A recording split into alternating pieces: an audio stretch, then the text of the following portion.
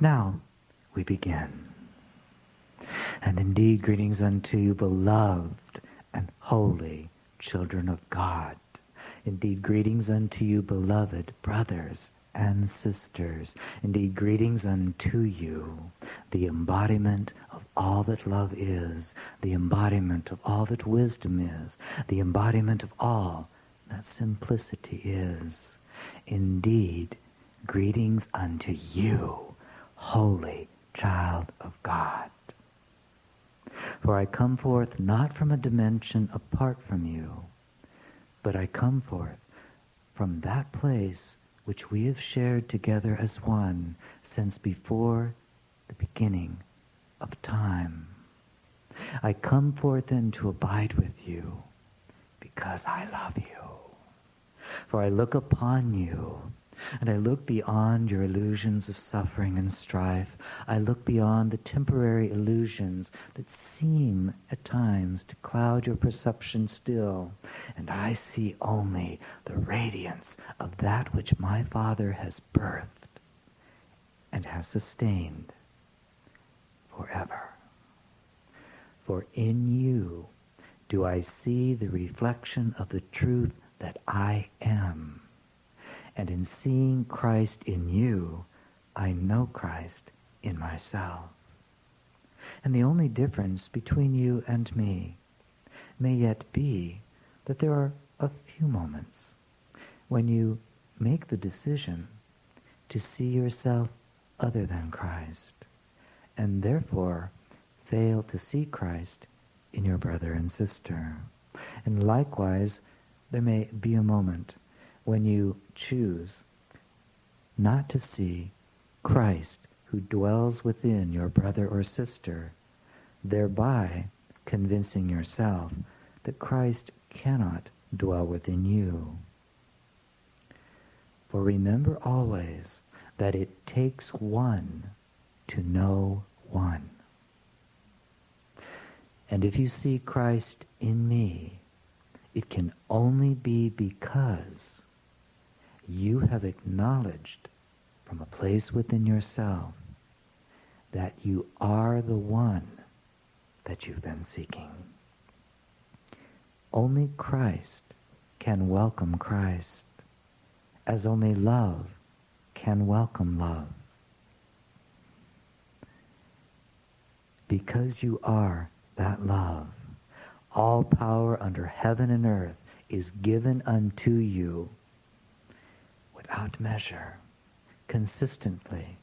There is not a moment that it is taken from you. And from that power, you choose to create what you have chosen to perceive. Therefore, the only journey is a journey without distance to a goal that is never changed. It is a journey from the decision to see yourself as separate from God to the decision to see yourself as one with God, and to become entirely vigilant for the kingdom. And the kingdom is simply the eternal union of God and his holy child, of creator and created. Like a sunbeam to the sun are you. And nothing you have ever dreamed about yourself has changed for one moment the truth that is true always. Therefore, indeed, beloved friends, I never come to instruct you. For what could I possibly teach you that you do not already know? And in any moment, if in your dreams, in your prayers, your meditations, if temporarily, through the domain of the mind of this my beloved brother, there are words uttered, caused, if you will, by an impulse of my love for you, that sounds true to you, that touches your heart, that heals the mind, that awakens you, that restores your peace, rest assured, I have done nothing, for of myself I can do nothing, but the Father through me can do all things, for it is the Father in you that has activated your awareness that truth has been heard. Therefore, when healing comes to your mind, it is because you have healed it. And you have chosen the context, perhaps, just as some of you in this very hour will choose this context in which to heal an ancient wound, in which to awaken ever more deeply into the truth that is true always. Some of you will insist that I have done something to you, but rest assured, I have no power over the holy child of God, you. I can love you, and I indeed do. I can join with you in the space between your thoughts, and I do. Not because there is something amiss with you, but because I see in you everything that is good, everything that is holy, everything that is beautiful, everything worthy of Christ's love. That is what is true about you. Therefore, I enter into your dreams and into your meditations and into your prayers. I enter in wherever you would create a space for me, because I love the child of God who radiates the truth of my Father's presence and reminds me of who I am. You, each of you, I see as my Savior. Just as when I walked your planet as a man, I learned to look upon everyone as my Savior, to see in them the light of Christ beyond all illusions. And it was in seeing that light that I finally learned that it must be in me. This is why relationship is the means of your salvation. No one can awaken alone, for there is no truth behind the illusion of separation. There is only one mind, dancing in a myriad of forms, dimensions, layers of consciousness, layers of potentiality. But behind it all, you are the shining one, sent forth from the holy mind of God, at one with that mind always, and in truth only that mind is real, for Christ is God's only creation.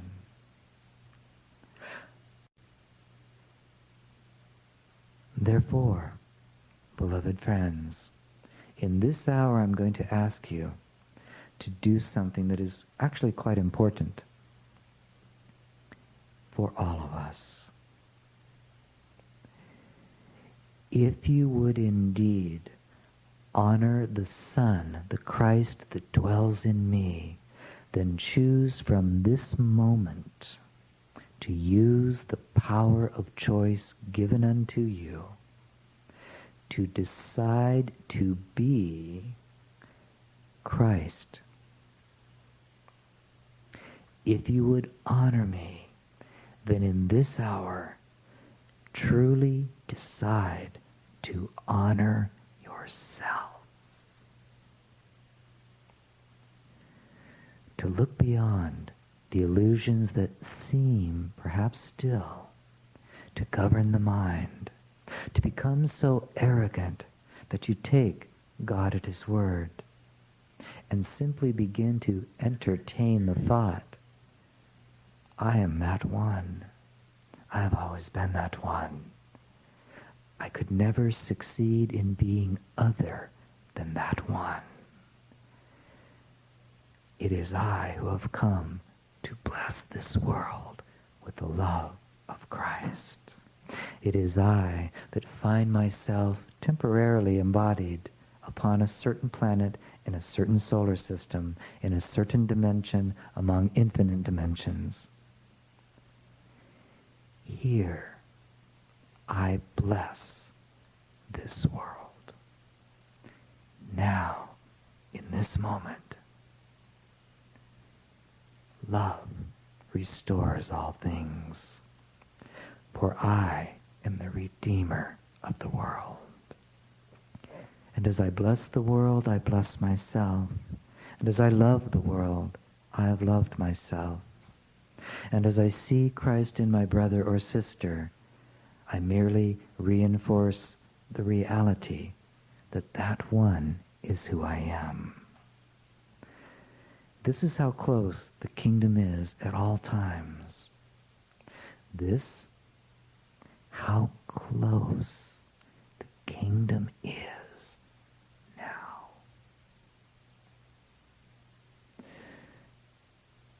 What is the width or the distance of a thought?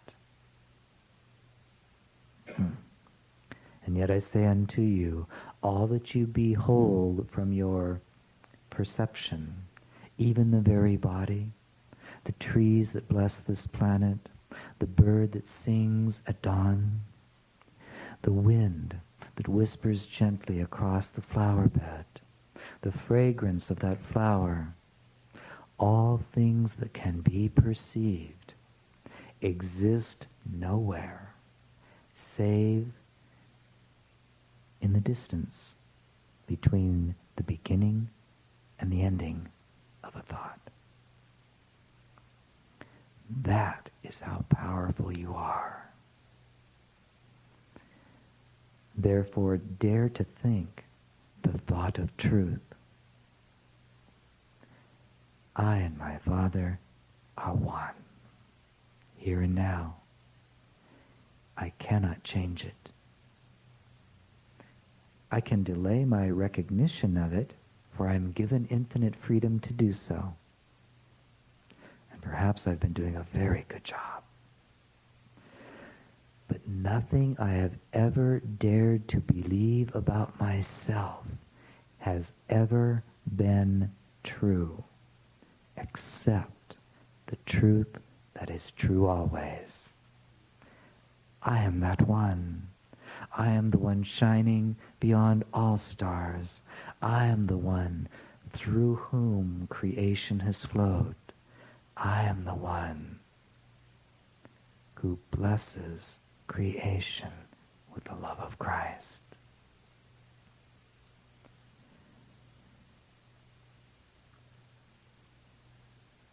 There may yet be some of you who think that that is arrogant. But I say unto you, the only thing that is arrogant is to insist that you are less than you are created to be, and then to try to enlist others to believe it with you. You know that one. How much time and energy have you spent? And rest assured, time can waste as well as be wasted. How much time and energy have you spent trying to convince others of your unlovability? How much time and energy have you spent enlisting others to believe with you that you are unworthy, that you are weak, that you cannot find peace? How much time and energy have you spent manifesting worlds in which separation seemed to be a success? How much evidence have you amassed to prove it? And yet I say unto you, all of it is your creation. It exists nowhere except between the beginning and the ending of a choice, a thought. And yet the Father waits silently for his holy child to awaken from an ancient dream and choose again. The very same power that you have been using and investing in proving to yourself that you are yet separate from God is the very power that must come to be used to acknowledge the truth that is true always.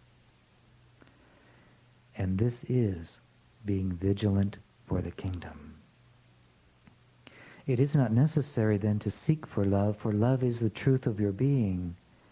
It is, however, quite necessary to seek out the ways in which you have invested time and energy into the birthing of perceptions and beliefs that seem to be other than the truth, and then to choose anew. All purification, then, is of the mind. And I speak here not of that, what some would call the lower mind, that is engaged in the activities of the body. I speak of the depth of the mind, or what I often refer to as the heart. The heart, the sanctuary in which Christ yet resides within you, unchanged, unchanging, unchangeable, forever.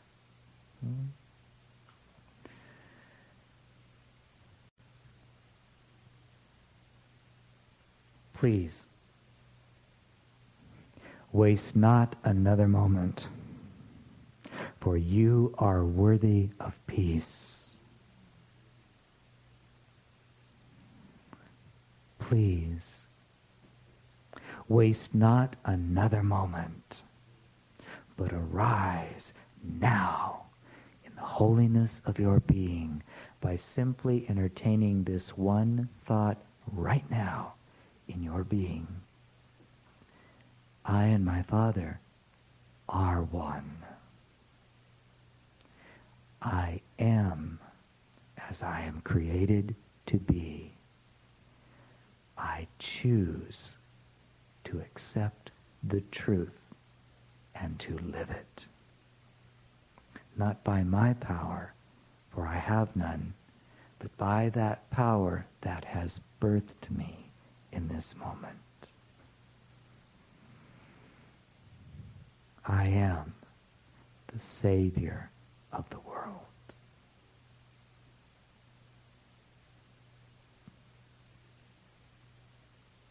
So how does that feel?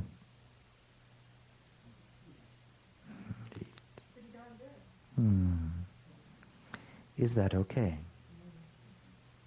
For you see, here's the question you must come to answer for yourself. You must be able to answer this question: is it okay for me to be God's holy child?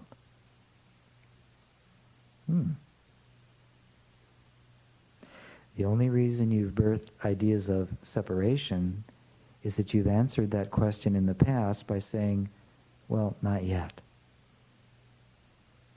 It's okay for Jeshua and Joseph, and perhaps a few others. I'll select them out and give them permission to be awake. But if you would honor the Son that dwells in me, please honor the Son, the Christ light that dwells within you. Does it feel, what did you say, the pretty darn good? Trust me, beloved friend, as you live in that decision, you will experience an unending expansion of the depth of that goodness. And you will discover that your Father's kingdom has no end and is extended without end in you and through you. And just as you can come to be the master of the domain of your body, mind, and of your world, there will then come a day and a moment when you will play as the master of universes, just as you are now beginning to play with mastery over your mind that seems to be limited to one body. In my Father's house are many mansions, many dimensions, worlds without end. And you, because you are God's holy child, are free to open and receive all that has been prepared for you. And if you would well receive it, the whole of creation in its infinite glory and its unending extension is given to you. That is God's delight. Just as a child turns to the father or the mother, and the father and mother feel such love for the child that they would give all things unto that one. Likewise does your Father prepare all things for you, and therefore love merely waits on your welcome. Father, I would receive the kingdom you have prepared for me since before the beginning of time.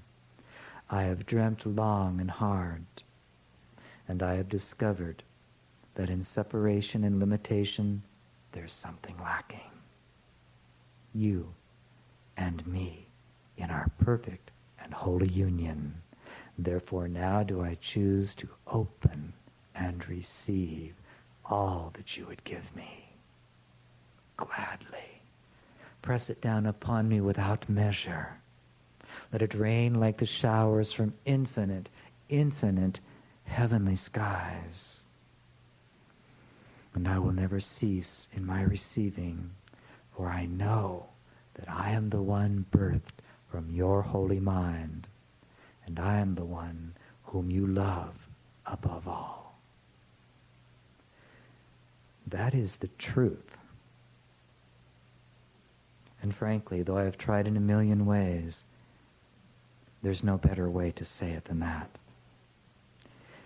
That truth is true about me because, please listen carefully, because and only because it is true for you.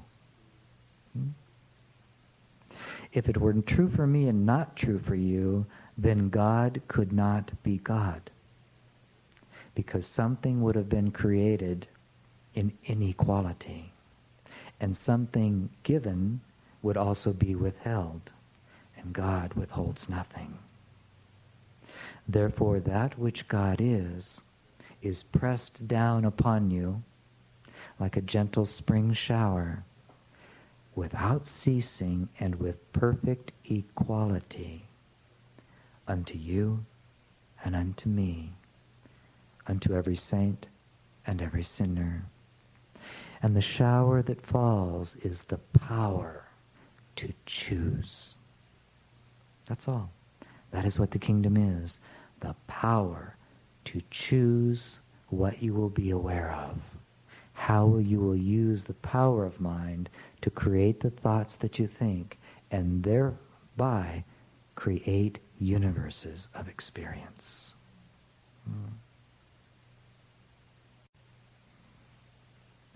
Now, here's a simple question that you can ask if you want to find out if this is true. Do you find yourself existing right now? Do you find yourself existing right now? What's the answer?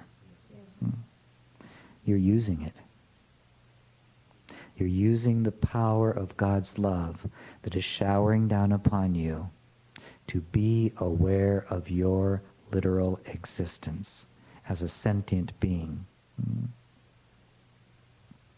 And you are just as free to decide what qualities you will experience. Right here, right now.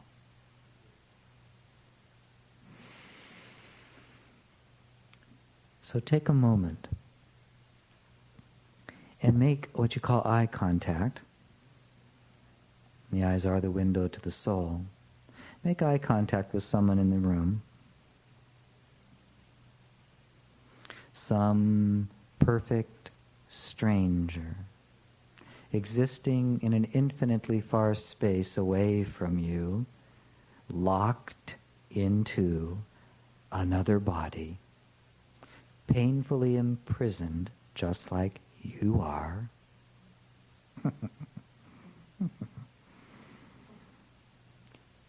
And simply decide that you are Christ and that you would do nothing else in this moment but bless them. Transmit the love of God now.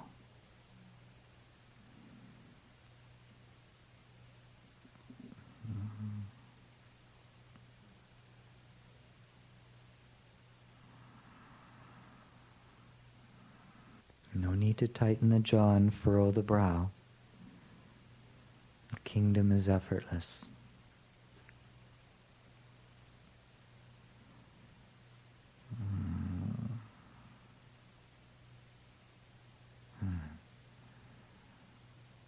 There, I believe some of you are feeling that shift in the room. Who's doing it but you?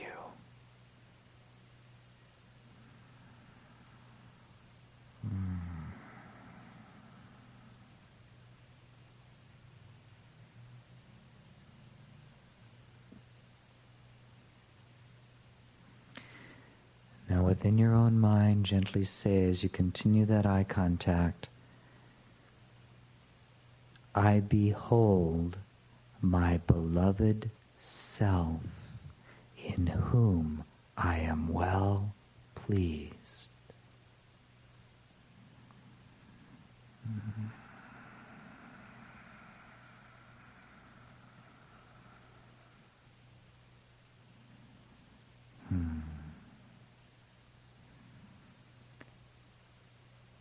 As I bless, I am blessed.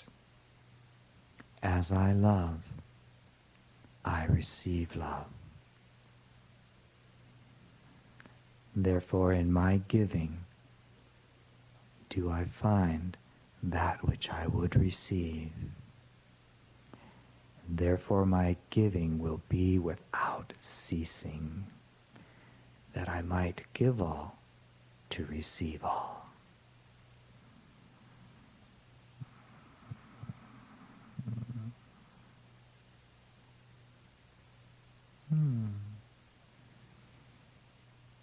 Good. Was that pretty darn good? How did that feel? Was it difficult? Did you go through any gyrations in order to do it? The kingdom is the simplest of the simple.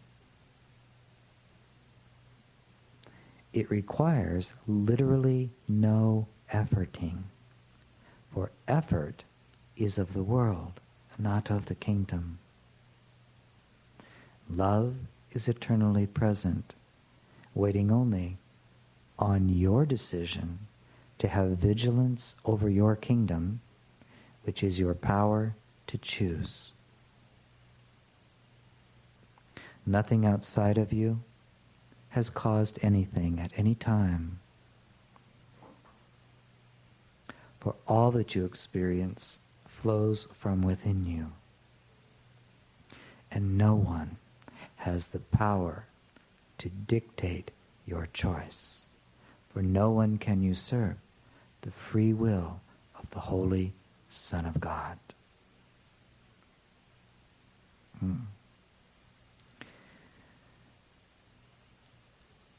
There is a necessary step in anyone's spiritual journey, and that step has just been described for you. The journey to the kingdom truly begins when you completely decide to assume complete responsibility for exactly what you're experiencing in any moment. Without fail, without justification, without explanation.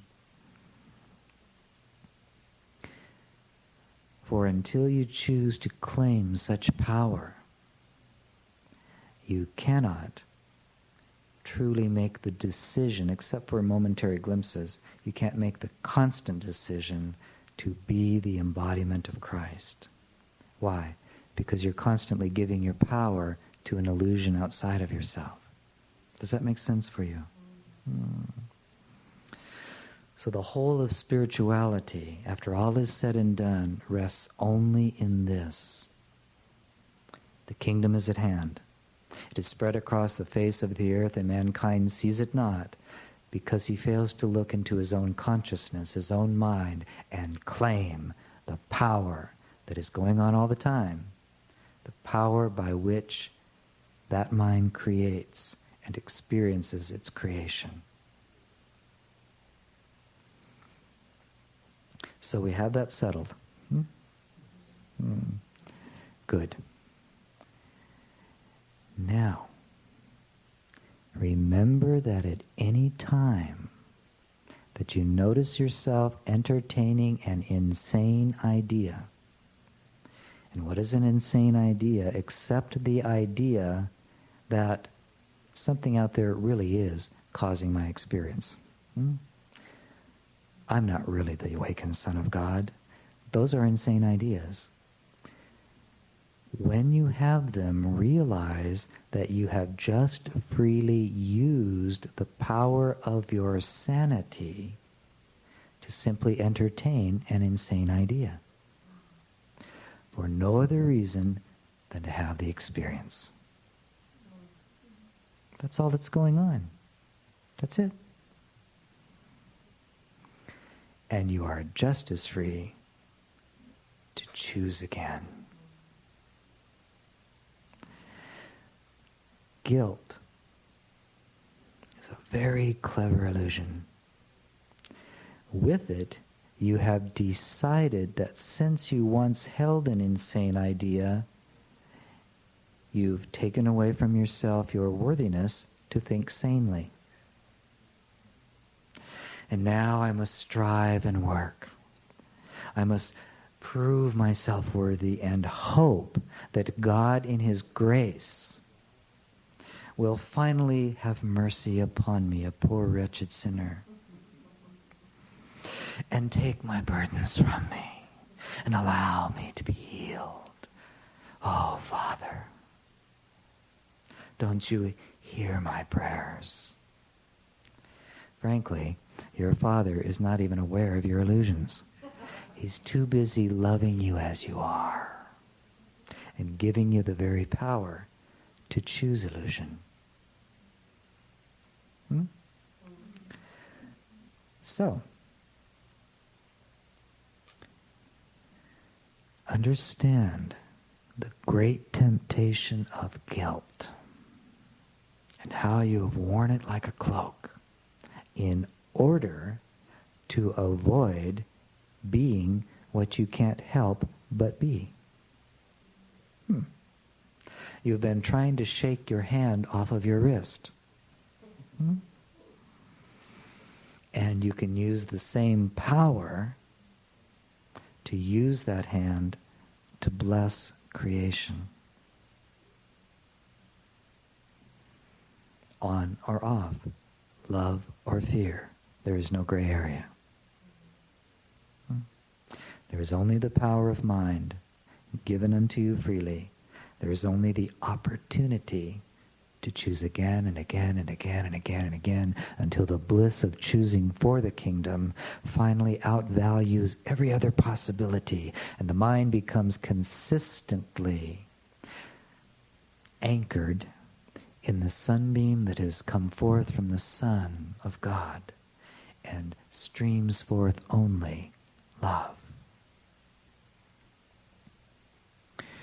Rest assured that as you cultivate that in each present moment, the power of your own beingness will carry you far, far, far beyond the need for a body, the need for time, definitely far beyond the need for, shall we say, dramatic learning experiences. Is it then possible to truly awaken while yet in the world of illusion? Of course.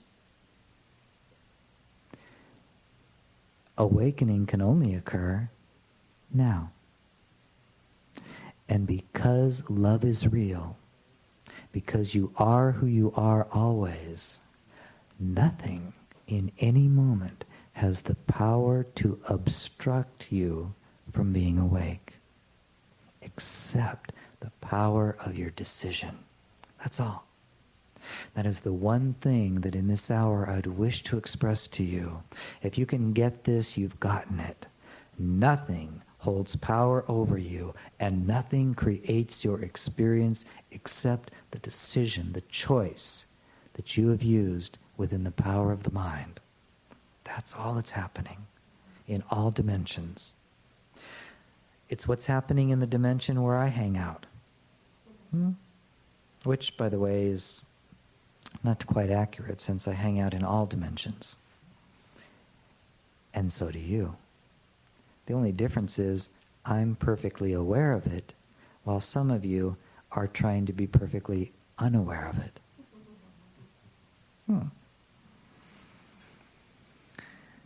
Where I abide with a multitude of friends, it is quite true that there is no valuation of the body, therefore no need to manifest one.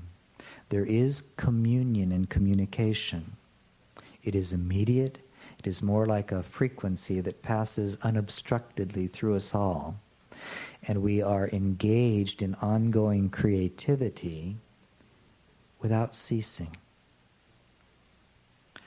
For what can creation be? What can the very purpose of existence be if it is not to extend or create the good, the holy, and the beautiful, as a way of celebrating divine union with all that God is?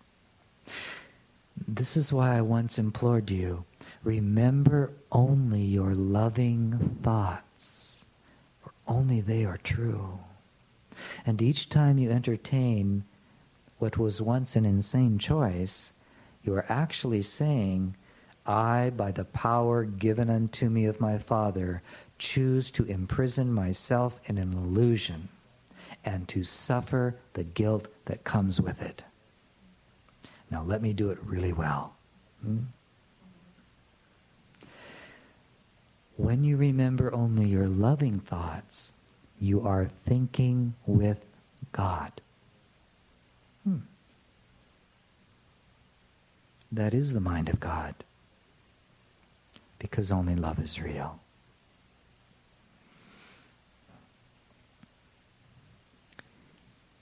The kingdom is immediate and at hand. Nothing can obstruct it. Nothing can limit it. Perception can be corrected so that you see the real world. Right here, right where you are.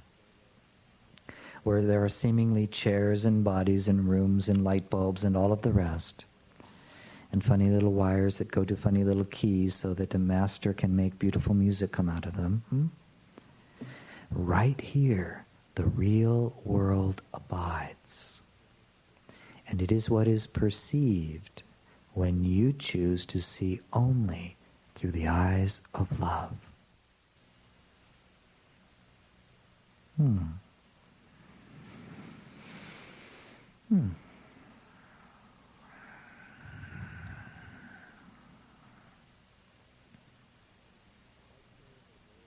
I chose a very dramatic way to learn my final lesson.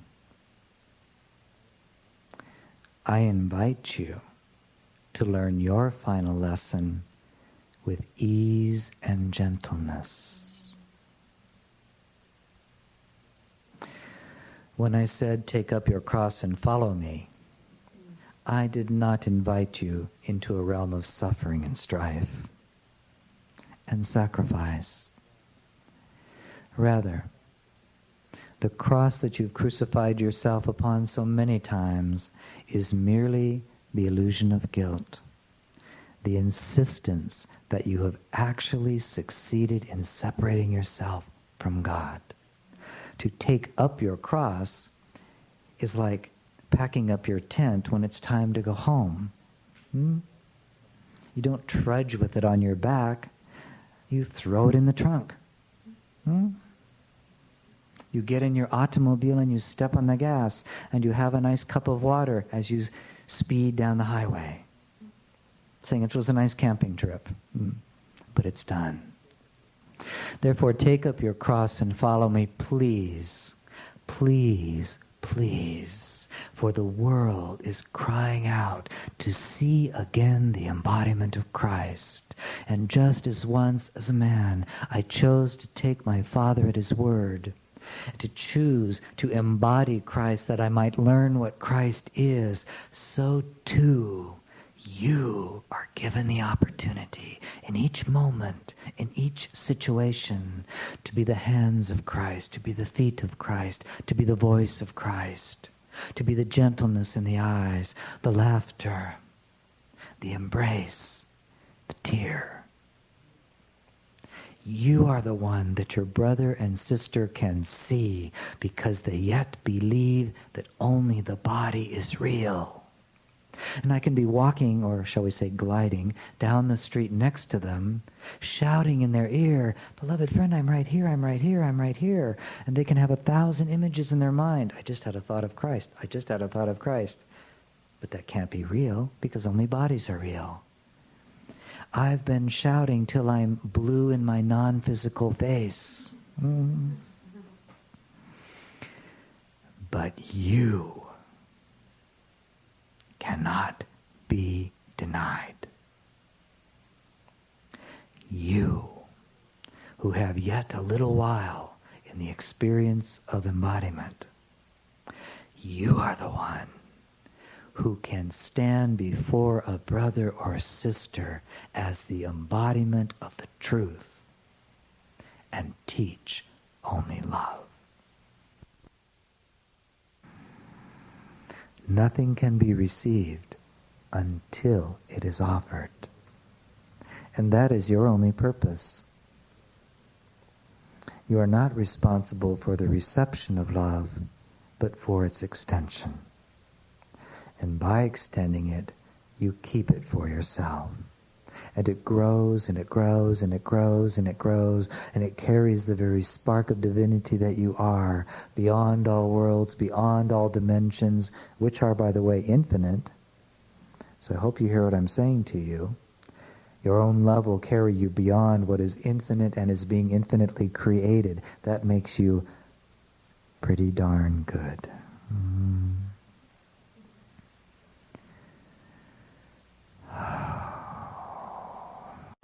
And for I come not alone, for there is one that you have known, who also comes with me whenever I join to do this work through this my beloved brother, who comes with me wherever I go, in whatever creative work I seek to ease illusion from the minds of my brothers and sisters. The one that you have known as Saint Germain. I do not give him such honor. He is just my friend, Germain. But rest assured, we are what you call bosom buddies. Though we have no bosom. Therefore nothing gets in the way.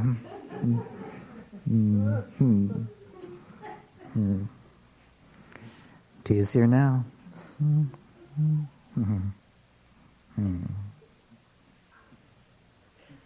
Well, after all, levity is good in the kingdom. It's made of light.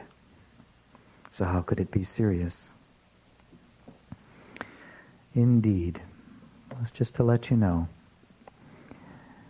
that that one is indeed my brother and friend. I met him once a long time ago while he was in body and I was in body. And I have spoken of that in another time and place. But rest assured, let us just say for now that he was present at what you call my crucifixion, though you should be able to tell by now that the world failed to get rid of me.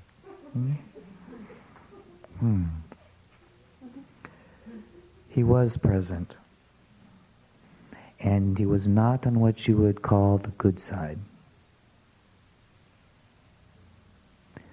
Until in a moment, we made eye contact, and he used that context to awaken. And from that moment, he went on to create several incarnations, to learn mastery of many things, and is indeed my equal in all things. And from that moment, in an ancient land, far, far away and long in the past, we have been joined as loving brothers, and that bond will never be broken. The point of sharing that story with you is this: where love has been allowed to join two minds or souls, separation is no longer possible. For love has healed the illusion. Bodies come and go, but love joins you with the beloved.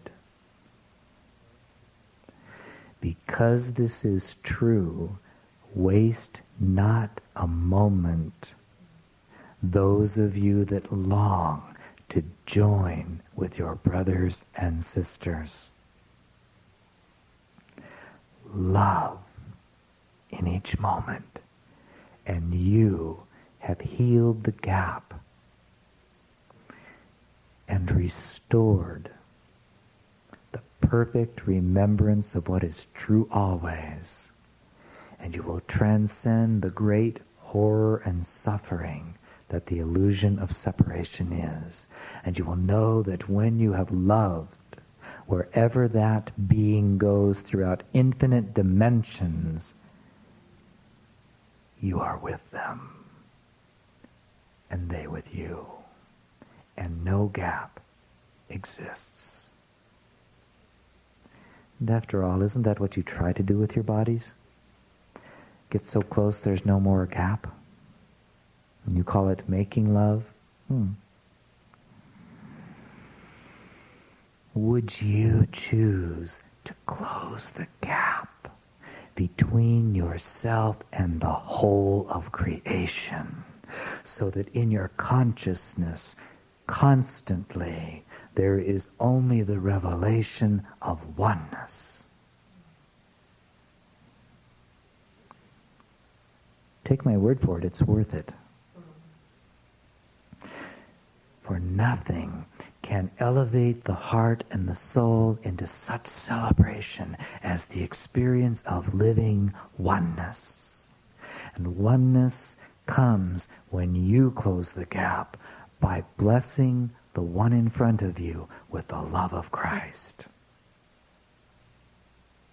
They're stuck with you forever. Therefore, when I said, I am with you always,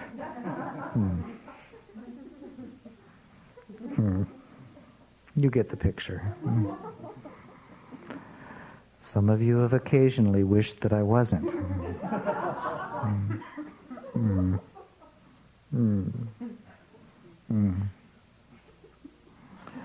And some of you have argued with me and said, where did you go? Where did you go? Beloved friends, I have gone nowhere. It is you that went into fear, into contraction, into drama. Perfectly okay if that's what, shall we say, what do you call it, lights your fire. But rest assured, I retract from no one who has ever once prepared a place for me. Which simply means I loved them and they received me. Separation gone. Unity restored. Never to be broken again.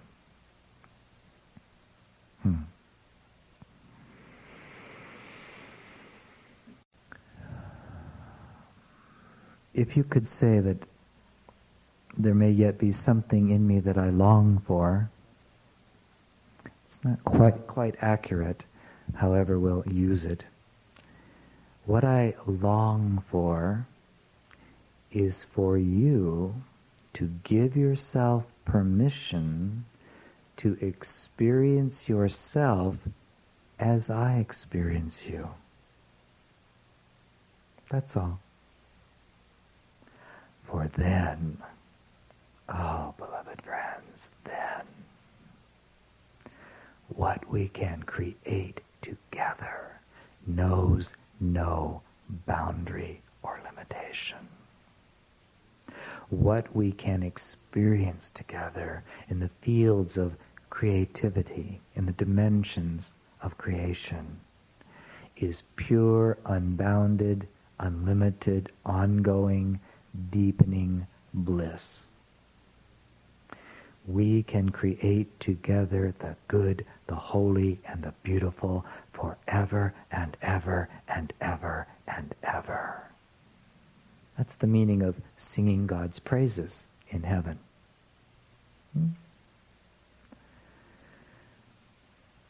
If you will join with me by recognizing that you are Christ, if you'll join with me by blessing me, by loving me, by being the one who looks upon Jeshua ben Joseph and says, beyond your dumb ideas of crucifixion, why you ever did that, I don't know, but I know that you're Christ and I love you anyway.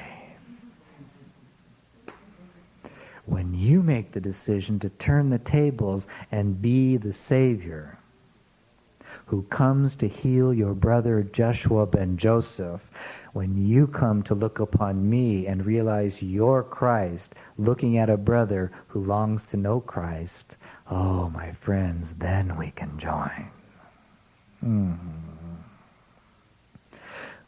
When I am your beloved, as you are mine, the sacred dance of unity will carry us far beyond all imagined worlds, and together we will create that which extends the good, the holy, and the beautiful so brightly, so creatively, so magnificently, so simply, that the hour and day must certainly come when every mind in every dimension has perfectly awakened. You then are in charge of the atonement.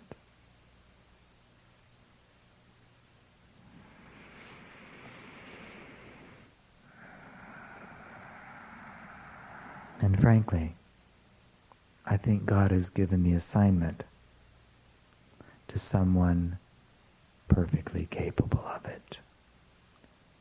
You. All of you. How could it be?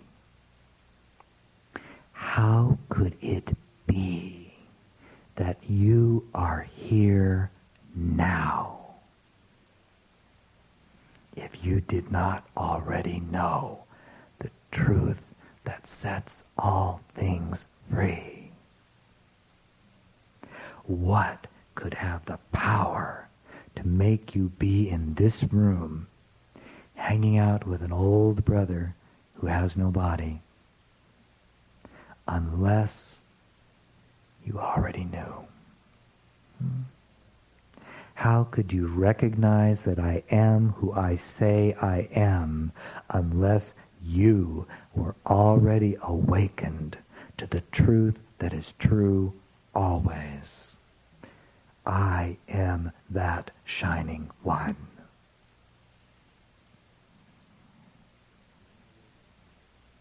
If you weren't awakened to it, rest assured, you'd be somewhere else on this planet.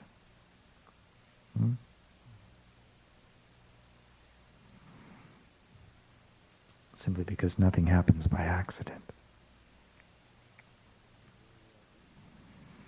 It could very well be that at some level of the soul you've already been in communication with me and said, you know, I would like to hang out with you, and I'm going to use this context to choose to be awake. Why not? Tried everything else.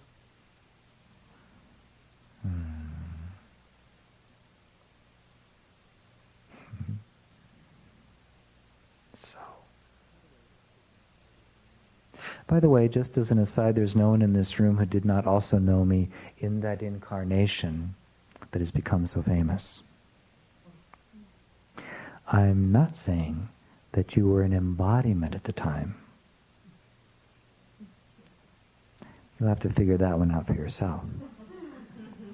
But there is no one in this room who did not know me in that time frame in which I was embodied, went through some learning lessons, and got famous.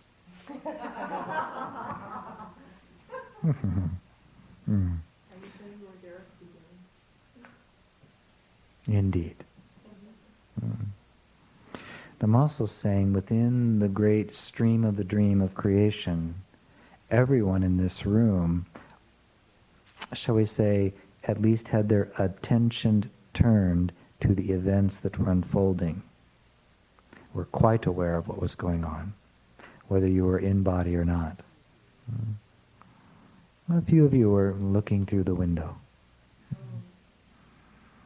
But all of you have known me before. Not just as the soul or the spark of divinity, but you've known me as I took on the embodiment and became the man known as Joshua ben Joseph.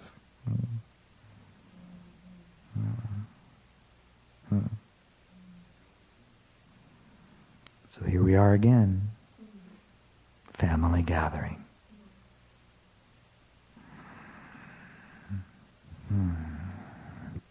And all of you abide within what I'll describe here as a stream of energy that I like to call the lineage, a specific kind of strand, if you will, that carries a certain vibration, certain characteristics, certain beings that are within it, that have actually created it. And that lineage goes back a long ways. It involves myself, it involves you, it involves, no, I won't do it, Germaine.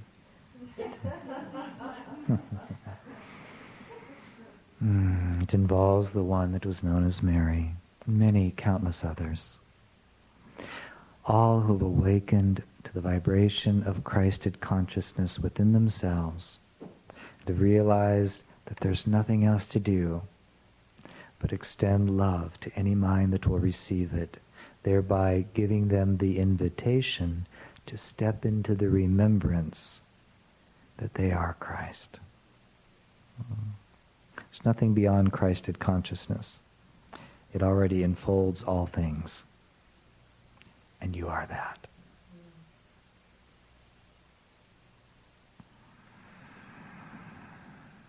There.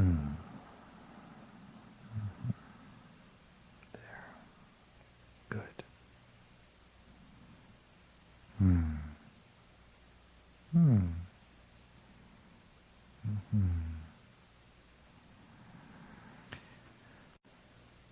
Beloved friends,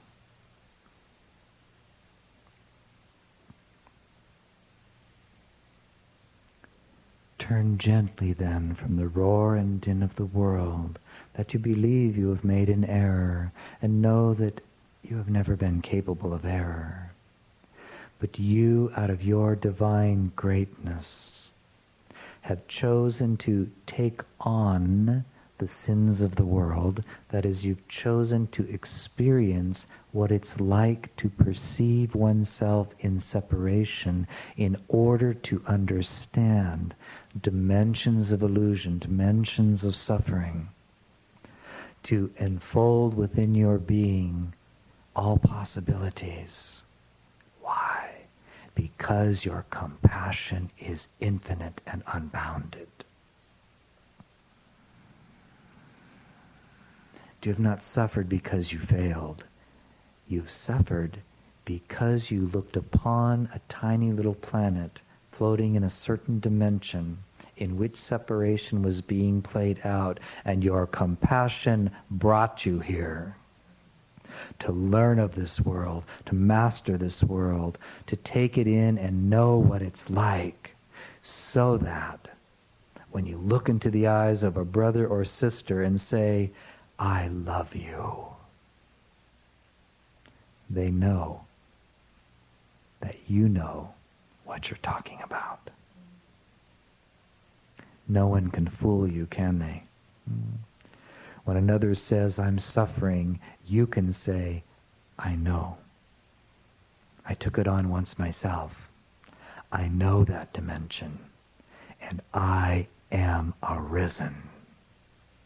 And because the ascension has been completed in me, the same power is in you. It is only by taking on the sins of the world, perceptions of separation, that you become the vessel, the vehicle that is large enough to embrace any suffering that comes along the pike.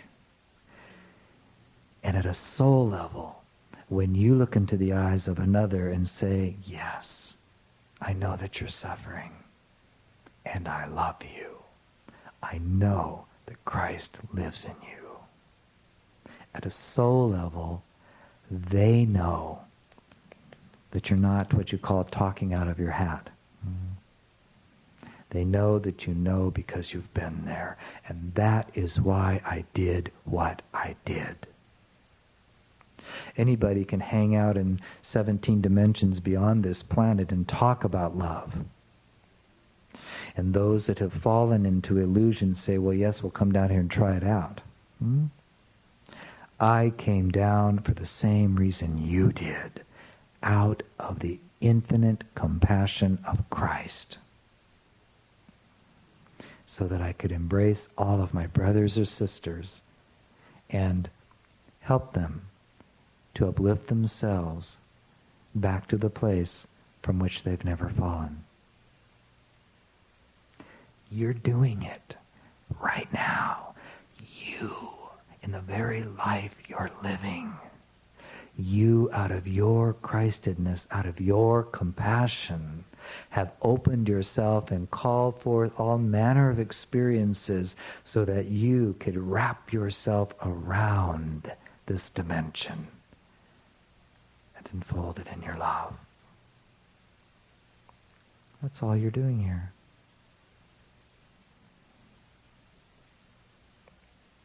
So give yourself some credit. Never again entertain the thought that you have failed. You are the one that looked with tears upon this dimension and said, I'll go.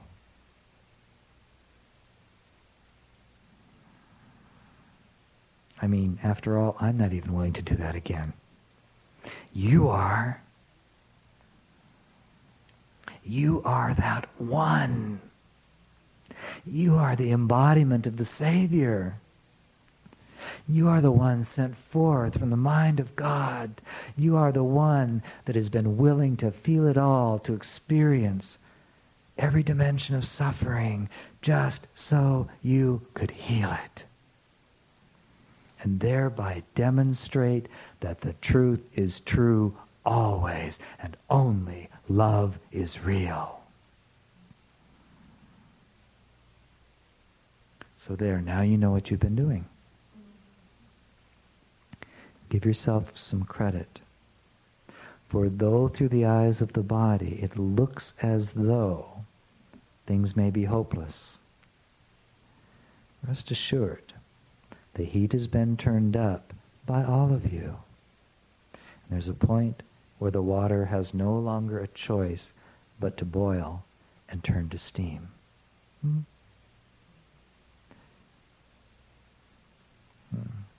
The train is pulling into the station because you have been willing to wrap yourself around this world in your own beingness and to heal it with love. You.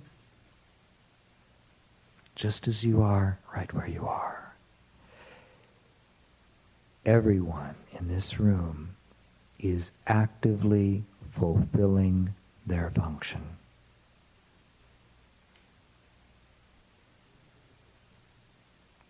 So before you go to bed tonight,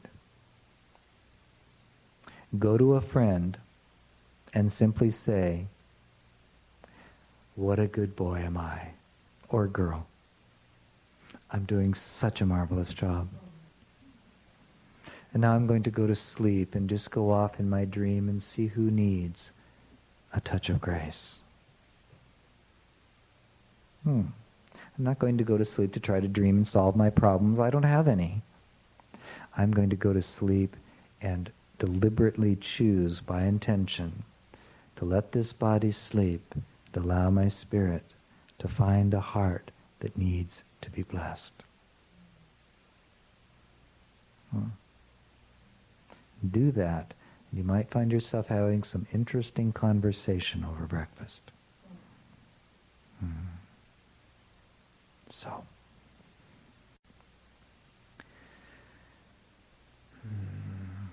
and therefore indeed we have babbled at you long enough. The message has been given. Has it been received?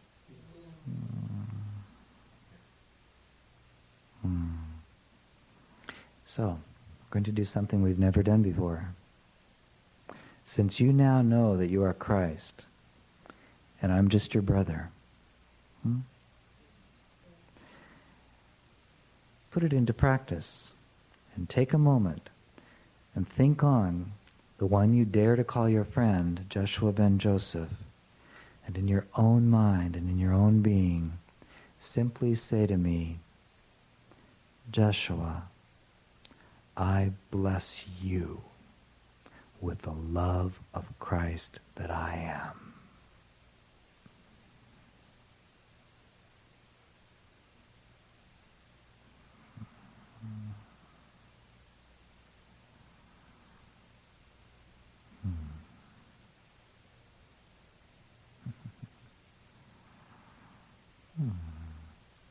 Rather fun, isn't it? Don't you immediately feel lighter, more expanded? Isn't there a part of you that knows that's the truth? Therefore, when next you set up an altar, whether individually or the next time some of you will choose to gather as a group, make it a point to also bring a picture of yourself. And if you really want to have some fun, cover up my picture with yours.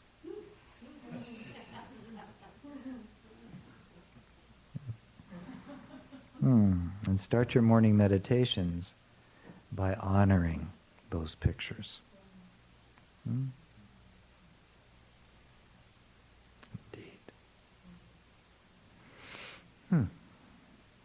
And if you can convince those that run the big stone buildings and brick buildings around the planet that have this funny, emaciated image of me hanging on a cross, would you please tell them to take them down? I find them to be rather embarrassing.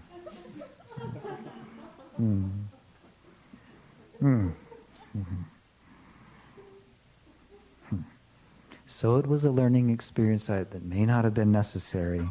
It was my choice. Don't need to make such a big deal of it.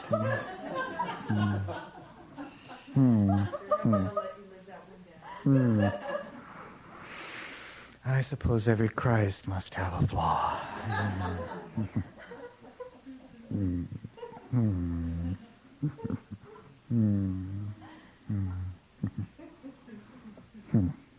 So, I long for the day when beings gather in those brick and stone buildings and sit there and say, and why are we here?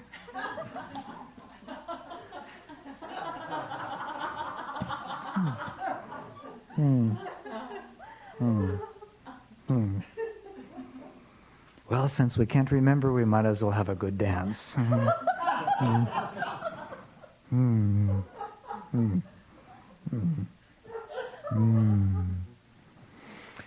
Then I will know I've succeeded. Indeed.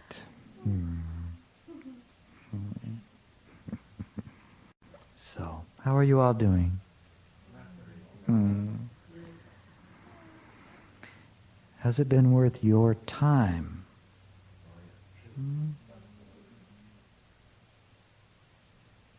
It hasn't been worth mine. I don't have any.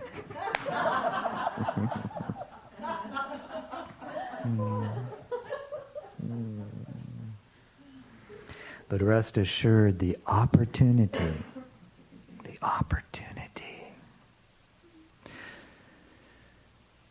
to think up a creative way to join with you, to be received by you, to have an opportunity to love you by activating thought that vibrates vocal cords, that transmits something to you, that allows our hearts to join, as they have countless times in countless other ways. Indeed, beloved friends, oh yes, it has been worth my while. For you are my treasure. You are my joy. You are my blessing and my beloved. You are the one who shows me my Father. How can I do less than love you forever for what you give to me? And indeed, I am with you always.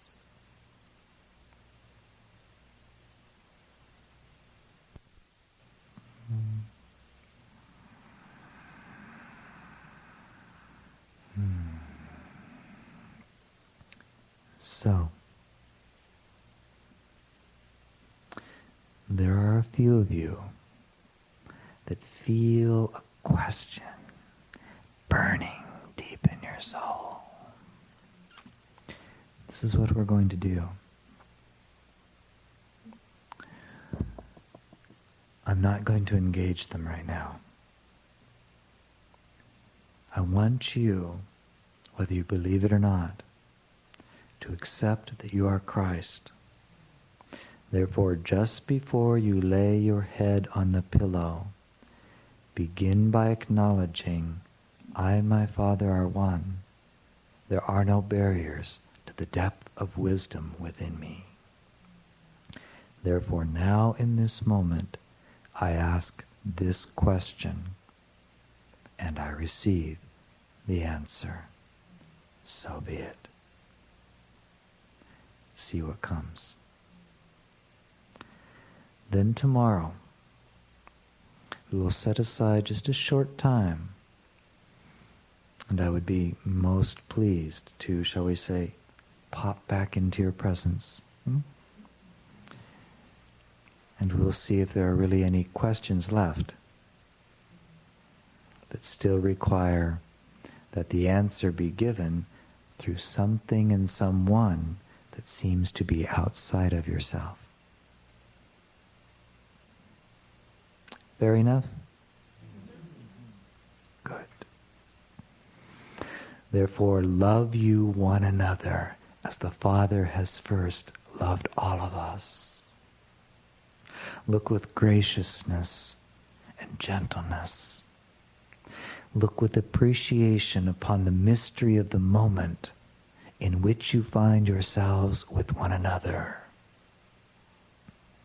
For it is the power of your love that brings you unto one another. Love you one another, and you are the light that lights this world and redeems it from all illusion. Be you therefore at peace this day. Be you therefore at peace eternally, precious and holy and ancient friends.